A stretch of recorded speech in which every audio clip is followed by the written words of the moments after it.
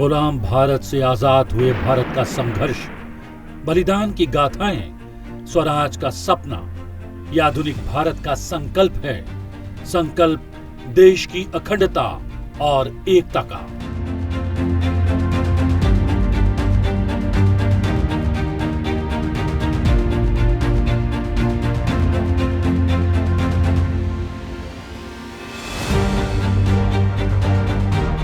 मैं सरदार पटेल नर्मदा के तट पर केवड़िया के किनारे खड़ा भारत को दूर दूर तक देख सकता हूं, शायद वहां तक भी जहां तक आप भी नहीं देख सकते। वो भारत जिसके उत्तर में हिमालय पैर जमाए खड़ा है, वो भारत जिसके पूर्व, पश्चिम और दक्षिण में महासागर पहरेदारी कर रहा है, वो भारत जिसकी तासीर सूफियाना है और जो हर भारतवंशी का आशियाना है, जो सैकड़ों भाषाओं, हजारों बोलियों और दर्जनों मत पंथों के बावजूद एकता के सूत्र में बंधा है।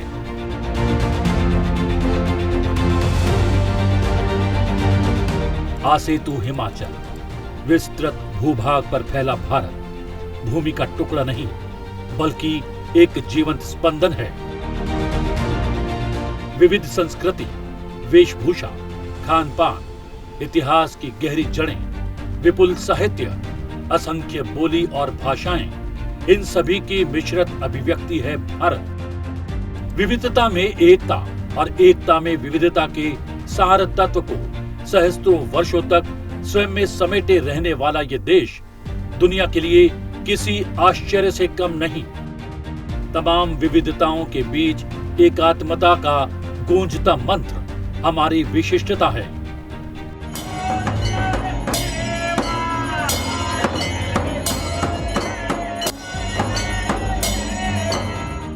समय समय पर अलग अलग रूपों में ये प्रतिबिंबित होता रहता है। संकटों का काल हो तो हमारी ये पहचान और भी प्रखर हो जाती है।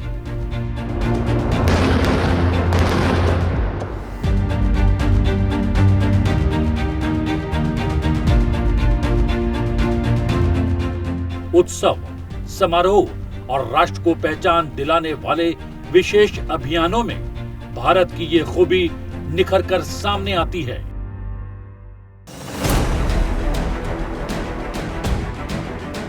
दरअसल विविधता भारत का बाहरी आवरण है और एकता इसकी आंतरिक चेतना।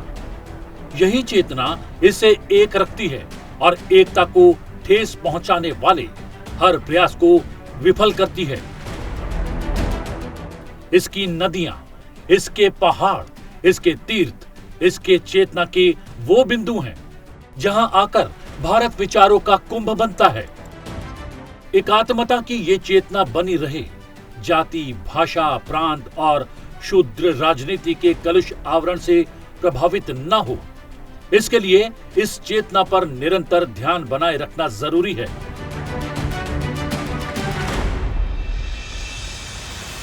एकता का संकल्प लेकर इस दिशा में निरंतर प्रयास होते रहें, ये और भी ज्यादा जरूरी है, क्योंकि इस चेतना का निरंतर ध्यान ही भारत को भारत में समाधिस्थ कर सकता है।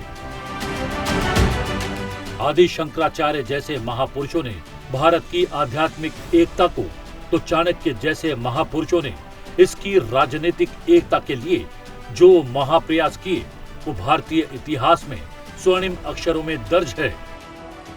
भारत की एकात्मता की इस चेतना पर लगातार हमले होते रहे हैं। शक, हूण, कुषाण, तातार, वाल्लिक, मुगल, डच, फ्रेंच, पुर्तगाल और अंग्रेज सब यहां आए। सब ने भारत के बाहरी आवरण को छलनी भी किया। कुछ थक गए, कुछ मिट गए, कुछ मिल गए और कुछ इसी मिट्टी में मिला दिए गए। कोई भी ऐसा नहीं था जिसने हमारी चेतना को नुकसान पहुंचाया। हालांकि अंग्रेज ये काम करने में एक हद तक कामयाब हो गए।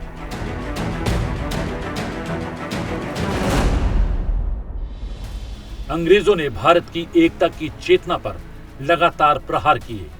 यही वजह रही कि वो 1757 से लेकर 1947 तक भारत पर राज करने में सफल रहे। मैं संयोग से उन लोगों में से एक हूं जिन्होंने पहले अंग्रेजों से संघर्ष कर यूनियन जैक को झुकने के लिए मजबूर किया और फिर उन चुनौतियों से भी संघर्ष किया जो अंग्रेज जाते जाते अपने पीछे छोड़ गए। अंग्रेजों ने जाते वक्त जो चाल चली, अगर वो दाव वैसा ही पड़ता जैसा वो चाहते थे तो आज 566 भारत होते। जब वो गए तब देश में 565 रजवाड़े थे और एक था ब्रिटिश भारत, जिससे जाने के लिए हमने उन्हें विवश कर दिया। पहले तो उन्होंने देश के 2 टुकड़े किए, जिसके तहत मात्र 13 रजवाड़े पाकिस्तान और 552 रजवाड़े भारत में रह गए। लेकिन इन 565 रजवाड़ों के लिए अंग्रेज जाते जाते प्रावधान कर गए कि दोनों तरफ के रजवाड़े चाहे तो पाकिस्तान में शामिल हो सकते हैं या हिंदुस्तान में, या फिर एक स्वतंत्र देश बन सकते हैं। कई देसी राजाओं के मन में फूटते हुए लड्डुओं को मैं देख रहा था। अगर उनके मंसूबे सफल हो जाते तो ये देश फूटे हुए लड्डू की तरह बिखर जाता। लेकिन हमने देश की एकता का जो संकल्प लिया वो पूरा होता चला गया। हमें पहली बार पता चला कि देश तो आज से तू हिमाचल एक ही है। जरूरत है एक केंद्रीय शक्ति की जो पूरे राष्ट्र का प्रतिनिधित्व करती हो। मेरी ही आंखों के सामने पूरा भारत एक हुआ। आजादी के अगले ही साल जिन्ना के अपने सियासी स्वार्थ के चलते अलग हुए पाकिस्तान ने कश्मीर की ओर से भारत पर हमला कर दिया, जिसका भारत ने माकूल जवाब दिया। इसी बीच कश्मीर के राजा हरि सिंह ने कश्मीर का भारत में पूर्ण विलय कर दिया। हालांकि भावी नेतृत्व ने उसे कुछ सुविधाएं भी दी, जिनमें धारा 370 और 35 जैसे प्रावधान शामिल थे, जिनका भविष्य में राजनीतिक इस्तेमाल होने का डर था। 15 दिसंबर 1950 अब मैं नहीं था, पर चेतना तो तब भी थी और अब भी है। आवरण उतर गया मगर रण अभी भी शेष था, जिसे इसी चेतना के बल पर लड़ा जाना था। भारत होने की चेतना, भारतीय होने की चेतना।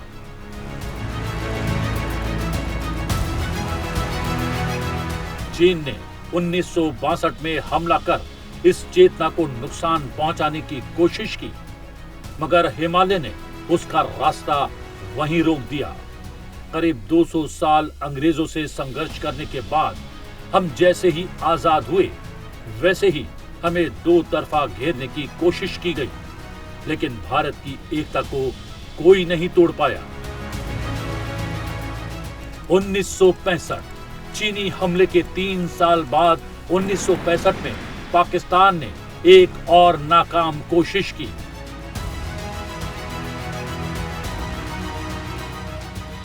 साल 1971 पूर्वी बंगाल में पाकिस्तान को भारत ने जो जवाब दिया, उसका असर 28 साल तक रहा। पूर्वी बंगाल में बंगालियों पर हो रहे अत्याचार के विरोध में भारत की ललकार के सामने पाकिस्तान ने घुटने टेक दिए। इस क्षेत्र को पाकिस्तान से अलग कर बांग्लादेश के नाम से उनका नया देश बनवाने में भारत कामयाब रहा। यहां पाकिस्तान की करीब 1 लाख सेना को सरेंडर कराने का रिकॉर्ड भारत के नाम हुआ।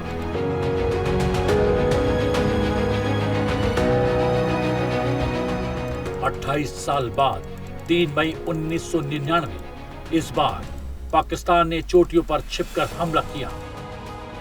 मगर भारत जमीन का टुकड़ा मात्र नहीं है, वो भारतीयों के खून में बहता है और उनके शरीर का अंग है।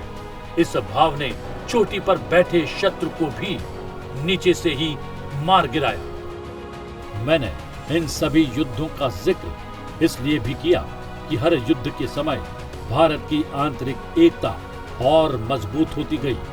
लोग अपना तन मन धन देने के लिए तत्पर दिखाई दिए।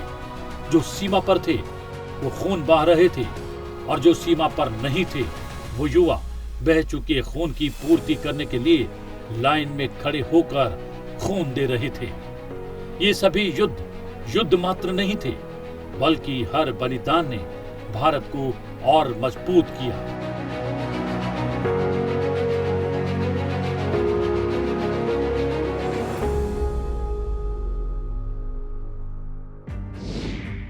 पांच अगस्त 2019 ये वो दिन था जब भारत ने अपनी ऐतिहासिक भूल को ठीक करने वाला ऐतिहासिक कदम उठा लिया, और इसी के साथ भारत की एकता का मेरा संकल्प पूरा हुआ। आज मैं ये जो दो संकल्प और विधेयक लेकर आया हूं, मुझे लगता है कि कश्मीर की समस्या के समाधान का रास्ता यहीं से होकर निकलेगा। मुझे विश्वास है मान्यवर। तो मैं सभी को कहता हूं कि हम सब वोट बैंक की राजनीति से ऊपर उठ जाए, हम सब वोट बैंक की राजनीति से ऊपर उठ जाए और कश्मीर को नॉर्मल होने के लिए सरकार की भी सहायता करे, कश्मीर के युवाओं को भी सहायता करे, और कश्मीर के लिए जो अच्छा सोचते हैं वो सब लोग एकत्रित आकर ये धारा 370 हटाने का जो कदम हुआ है, वो कदम को हम लेकर जाएं कश्मीर की जनता के बीच में। और ये सदन यूनाइटेड होकर, सदन की काफी सारी पार्टियां, आमतौर पर हमारे साथ मान्यवर जो पार्टियां नहीं रहती हैं, ऐसी पार्टियों ने भी आज समर्थन में भाषण करे। आप पार्टी ने किया है, बसपा ने किया है, वाईएसआरसीपी ने किया है, टीडीपी ने किया है, बहुत सारे लोगों ने, आज बीजेडी ने किया है, बहुत सारे लोगों ने पक्ष में भाषण दिए और सब लोग मानते हैं मान्यवर। और मैं सबको ये भी बात कहना चाहता हूं, रात को घर पर जाकर सुबह के टीवी के कार्यक्रम देखिए, देश की जनता एक मुख से मानती है कि 370 के जाने से कश्मीर हमेशा के लिए स्वस्थ हो जाएगा। इस एकता के पीछे भारतीयों का विश्वास ही था, जिसने राम मंदिर पर आए ऐतिहासिक फैसले के बावजूद भारत के एक व्यक्ति ने भी उसका प्रतिकार नहीं किया। जो शंकाएं थी, आशंकाएं थी, सब निर्मूल साबित हुई। राम जन्मभूमि पर फैसला आने के बाद सभी देशवासियों ने अपनी लोकतांत्रिक व्यवस्थाओं पर पूर्ण विश्वास जताते हुए बहुत ही परिपक्वता का उदाहरण दिया था। मैं आज सदन में देशवासियों के इस परिपक्व व्यवहार की भूरी भूरी प्रशंसा करता हूं।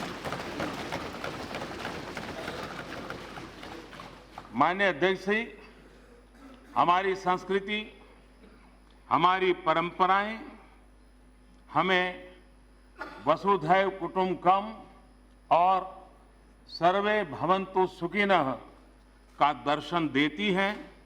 इसी भावना के साथ आगे बढ़ने की प्रेरणा भी देती हैं। हिंदुस्तान में हर पंथ के लोग, चाहे वो हिंदू हो, मुस्लिम हो, सिख हो, ईसाई हो, बौद्ध, पारसी और जैन हो, हम सभी एक बृहत परिवार के ही सदस्य हैं।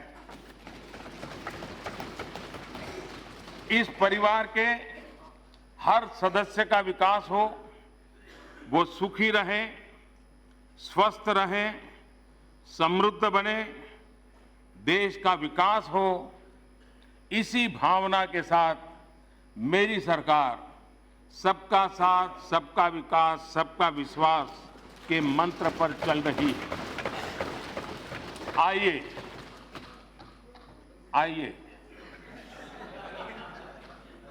इस ऐतिहासिक क्षण में हम सभी सदस्य मिलकर अयोध्या में श्री राम धाम के जीर्णोद्धार के लिए, भव्य राम मंदिर के निर्माण के लिए एक स्वर में अपना समर्थन दें।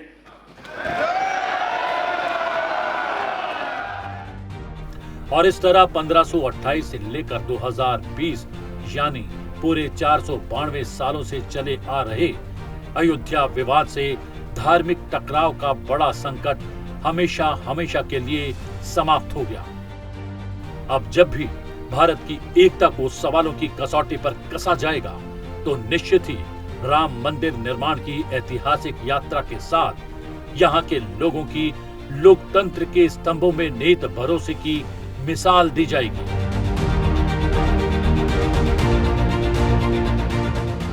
30 जनवरी 2020 भारत के भीतर आंतरिक सुरक्षा को चुनौती देने वाले मुद्दों की कमी न तब थी और न आज है।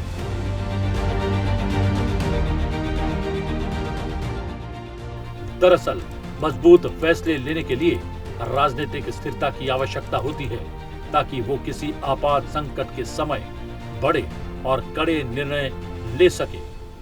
यही हुआ जब कोरोना के रूप में विश्व के सामने एक अदृश्य दुश्मन सर उठा रहा था और हर देश अपनी समस्या से पार पाने की कोशिश में जुटा था, लेकिन कोई ठोस समाधान नहीं मिल पा रहा था।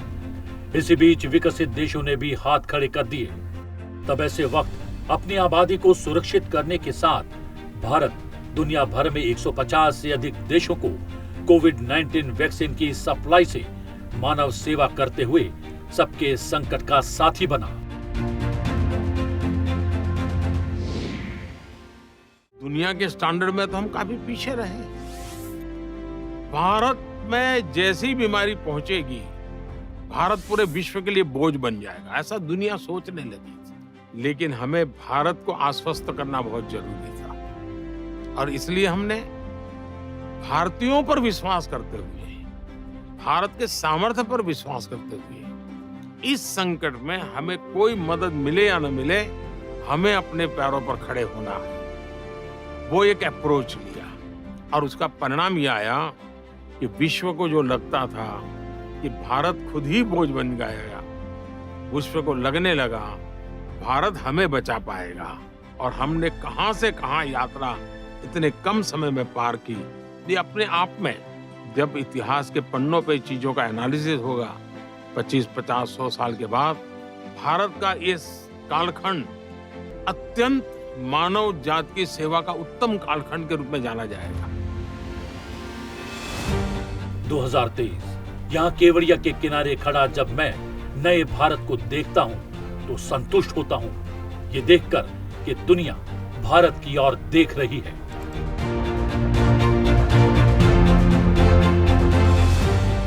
नए भारत में विश्व के लोकतांत्रिक देशों की उम्मीद जगी है।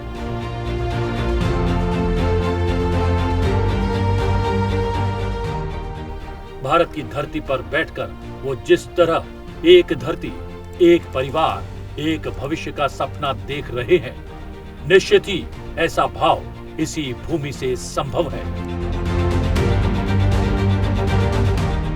भारत की विश्व बंधुत्व की भावना ने उसे ग्लोबल लीडर के तौर पर स्थापित किया है। सही मायनों में ये भावना कर्तव्य पथ की ओर जाती है।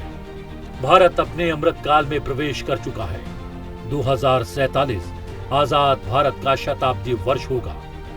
उससे पहले मेरी माटी मेरा देश जैसे अभियानों के मार्फत देश की युवा शक्ति को माय भारत के जरिए विकसित होने की दिशा में एकजुट करने जैसे अनूठे प्रयासों को लेकर मैं आश्वस्त हूं कि भविष्य का भारत गांधी के सपनों का, आजाद के ख्यालों का, शास्त्री के सिद्धांतों का, विवेकानंद के दर्शन का भारत होगा और ये भारत दुनिया का मार्गदर्शन करेगा। हालांकि चुनौतियां कम नहीं हैं और इन्हीं चुनौतियों को चित करने के लिए भारत के भाग्य विधाताओं को संकल्पित होकर एकता की शपथ लेनी भी होगी और निभानी भी होगी। यही मेरे भविष्य के भारत से अपील भी है और अपेक्षा भी। मैं सत्यनिष्ठा से शपथ लेता हूं कि मैं राष्ट्र की एकता, अखंडता और सुरक्षा को बनाए रखने के लिए स्वयं को समर्पित करूंगा और अपने देशवासियों के बीच यह संदेश फैलाने का भी भरसक प्रयत्न करूंगा। मैं यह शपथ अपने देश की एकता की भावना से ले रहा हूं, जिसे सरदार वल्लभ भाई पटेल की दूरदर्शिता एवं कार्यों द्वारा संभव बनाया जा सके। मैं अपने देश की आंतरिक सुरक्षा सुनिश्चित करने के लिए अपना योगदान करने का भी सत्यनिष्ठा से संकल्प करता हूं।